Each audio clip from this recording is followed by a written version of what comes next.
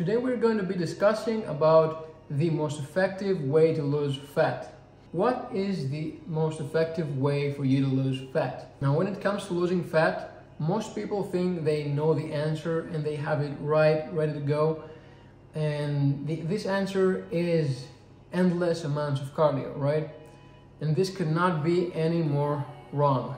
It is really important for us to understand that our bodies are adaptable machines. Let's think about our ancestors for a minute. This is always a good reference point.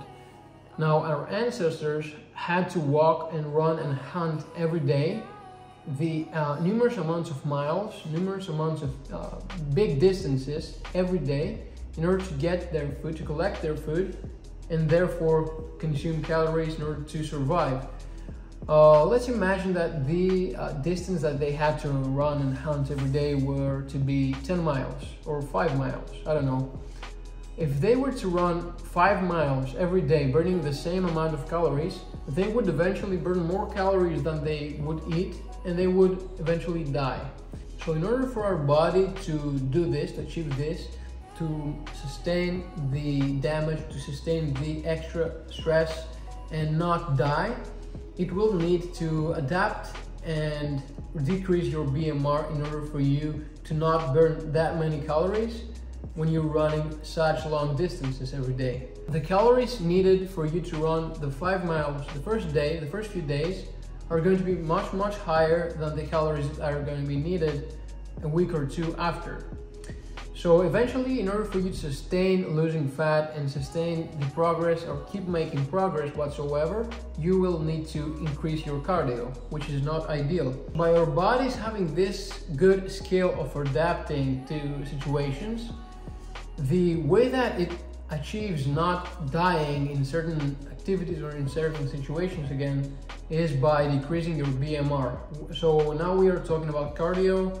We are reflecting back to our ancestors having to hunt every day. They used to run a lot of miles. So in order for them to sustain and to survive, their bodies needed to decrease their BMR in order for them to not require that many calories to do this exact distance every day, so that it would be easier to gather the food and thus sustain more energy and more calories in their bodies in order to survive. If you're doing cardio every day, let's say, and you're running on the treadmill 2, 3, 4 miles a day, these 4 miles in the first few days are going to burn much more calories than the calories that are going to be burned 1 or 2 weeks after. So the calories are going to be, let's say for example, you do 5 miles, you burn 500 calories, okay, for the first few days. Then the 500 calories are going to go down to 450 calories.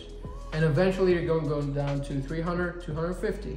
So in order for you to sustain, to keep making progress, to keep losing fat, you would have to increase your cardio, run more miles, or decrease the food that you're eating, which both of them suck. So I want you to understand that fat stores energy, but muscle requires energy.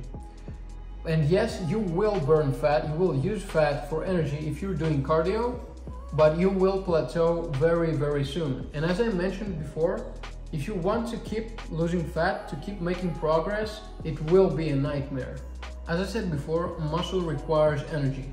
That means that you would require more calories in order to sustain muscle tissue, which means more calories burned at rest without doing anything, which means that you get to eat more food, to consume more calories without having to do endless amounts of cardio every single day. So your body pretty much becomes a calorie burning machine, a calorie using machine, as opposed to if you're doing cardio every day, it is quite the exact opposite. So let's now talk a bit about muscle building. So in order for you to build muscle, you would need to lift weights multiple times per week. 3 times, 4 times maximum is quite enough. So building muscle requires you to have a stimulus, training in the gym, lifting weights, exercising, and also providing enough rest and calories to your body in order for your muscle to grow. That means that you would have to eat at maintenance if you're a beginner and above maintenance if you're slightly more advanced, in order for you to have enough calories to feed your muscles and grow.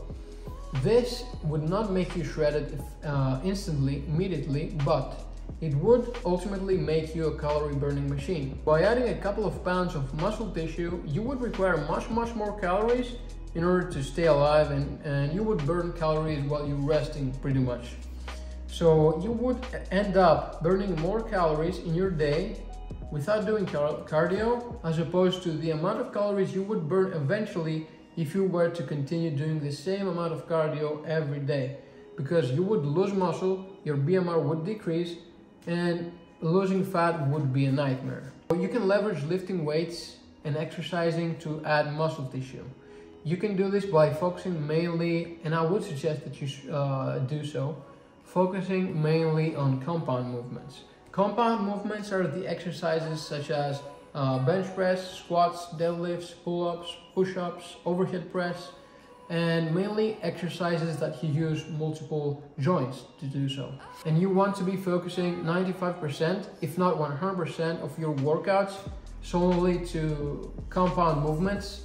This way you're going to be able to build the most amount of muscle tissue, and you're going to be burning a whole lot of calories. So by leveraging lifting weights and getting stronger in the gym, lifting compound movements, you're going to be adding muscle tissue. If you're also making sure that you're providing yourself with the right nutrients, macronutrients, micronutrients in order for you to grow, your body to become stronger, and giving the time of rest that it needs due to sleep and recovery protocols, you are going to be successfully putting on more muscle mass.